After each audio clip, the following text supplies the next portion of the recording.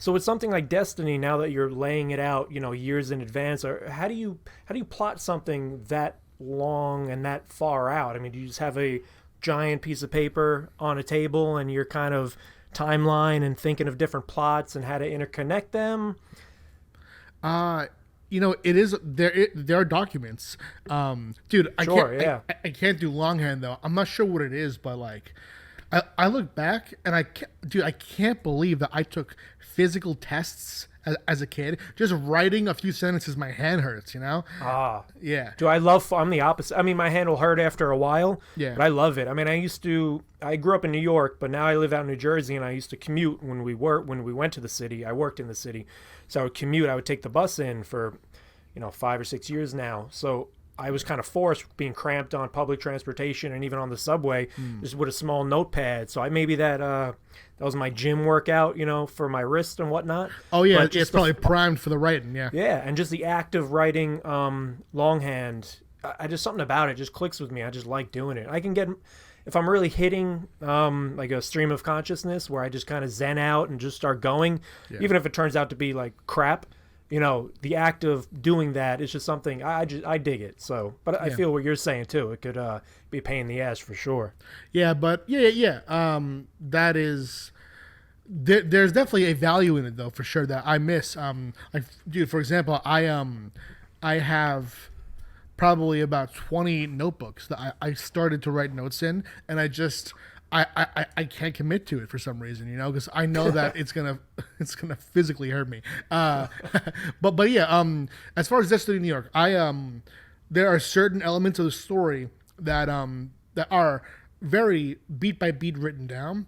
But other things that are more in the future are things that I mull over in my head for a long time. Right, I do that too. Yeah, there's and it's I was actually talking today on the Vodka O'Clock podcast about how it's like problem solving. Like, I know that Yes. I have to have a character do this action, go through this action, and then it's all about shaping around that to make it, to make it meaningful, to make it impactful, and to make it play a role in not just the first version I think of it, but more have ripples throughout the entire story. Right. Yeah. You have the plot, the little plot points, and then the meat and potatoes. The story that goes into it is I'll call it fluff, but that's the story. That's the heart. All that crap that you got to add to it. And I guess when you're doing long form, you're thinking that out obviously a lot further. Instead of just a single issue, which would be a smaller aspect to it, but long form, you're hitting all those beats further down the line. Yeah, but it could be kind of intimidating too, because I bet. for example, it's kind of like this. Just picture a long distance relationship online between people. Like where you have, if you talk to someone a lot in text before you meet, you create this expectation. Oh, when I meet them, it's gonna be like this. That's sort of how it feels when I come to the actual writing of a plot point I've had in here for a long time, where I have this like almost it's like author's performance anxiety, where I'm like, damn, am I going to be able to make this scene equal out to what I wanted it to be when I first thought of it, and then as I developed it, you know what I mean?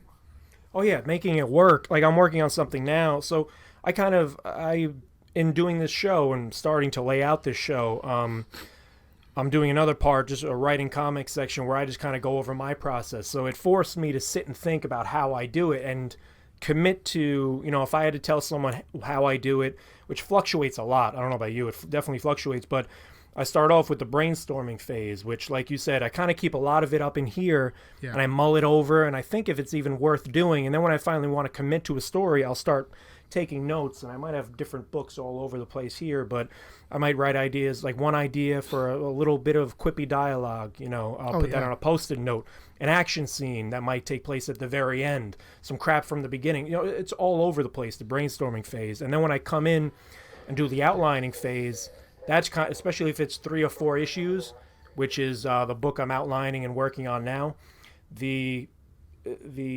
anxiety that you mentioned, like yeah. I can appreciate, you put it into good words when you said that, because I'm literally doing that now, and trying to connect the dots and trying to outline issue 4 and work on those callbacks that I set up for issue 1.